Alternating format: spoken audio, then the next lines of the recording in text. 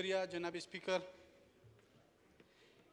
जनाब स्पीकर, वाकई मुफ्ती साहब के हवाले से जो एक खला पैदा हुआ है या उसकी जो मौत जिस सबब में हुई है वो इंतहाई दुख और दर्द की है। हमारी दुआ है कि अल्लाह उनको जन्नतुल फिरदौस नसीब करे और साथ ही उनके घर वालों को सब्र जमील अता फरमाए। जनाब स्पीकर, बहुत से मीटिंग्स में और आम मुलाकातों में हमारी और मुफ्ती साहब की बड़ी एक दूसरे के साथ तफसीलन बातचीत भी होती, मीटिंग्स भी होते। मुफ्ती साहब एक अपने नज़रिया, अपनी तंजीम, उसकी अपनी जगह पे, लेकिन वो एक मुखलिस सच है और सच की बात करने वाले बंदे थे।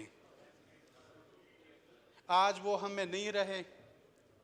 उनकी सादगी, जो उनका सोच था और साथ ही जो उसने अपनी विरासत में जो चीज़ें छोड़ी है वो हमारे लिए फ़ख्र है।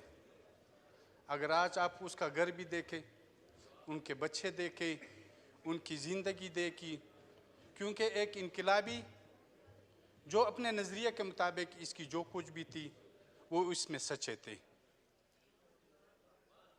जनाब स्पीकर, वो मौजूदा जो सिक्योरिटी के हवाले से हालात थे वो बिल्कुल इसमें से इस पे क्लियर थे और कई बार हाउस के ऊपर भी, हाउस में भी इजहार कर चुके हैं।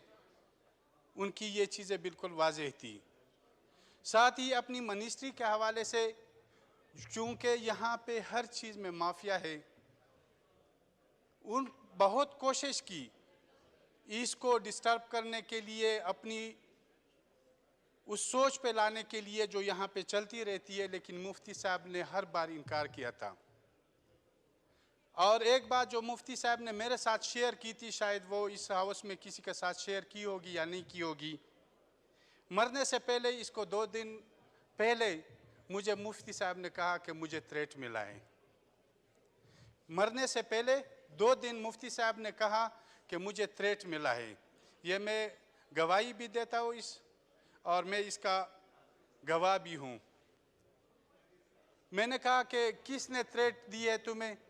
तो उसने कह दिया कि ये इंटेलिजेंस इदारों ने कहा है कि आपको ख़तरा है।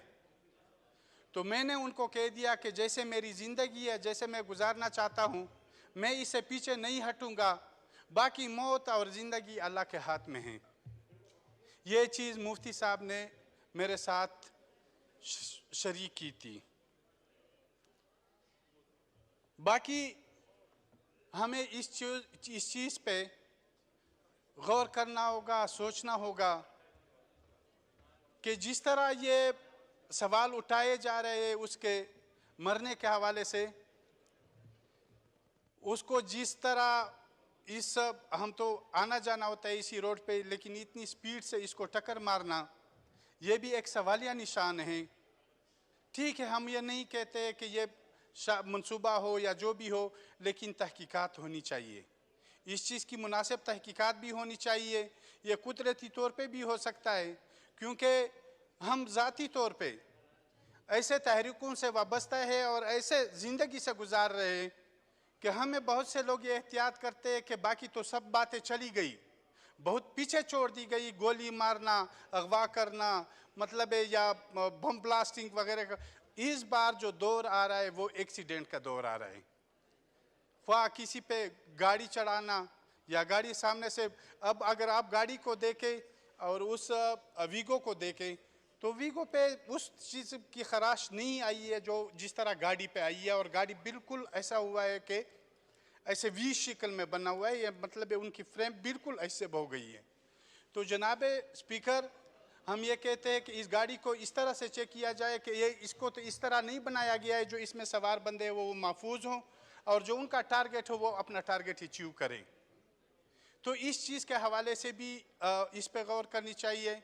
और मैं ये उम्मीद रखता हूँ कि गवर्नमेंट ऑफ पाकिस्तान और साथ ही हमारी ये हुकूमत उनके बच्चों की, उनके घर वालों की, और साथ ही क्योंकि वो इंतहाई सादा बंदे थे, उसके साथ कोऑपरेशन करनी चाहिए माली तौर पे भी, और साथ ही सिक्योरिटी के हवाले से कि मज़ीद इनको थ्रेट्स ना हो उनके घर वालों को। तो जनाब स्पीकर, हम एक बार फिर ये मुतालबा करते हैं कि तहकीकात भी होनी चाहिए, और साथ ही उनके हवाले से जो भी मुश्किलात हो उनके घर वालों के साथ मिल बैठ के उन मुश्किलात को हल करना चाहिए। थैंक यू, मेहरबानी।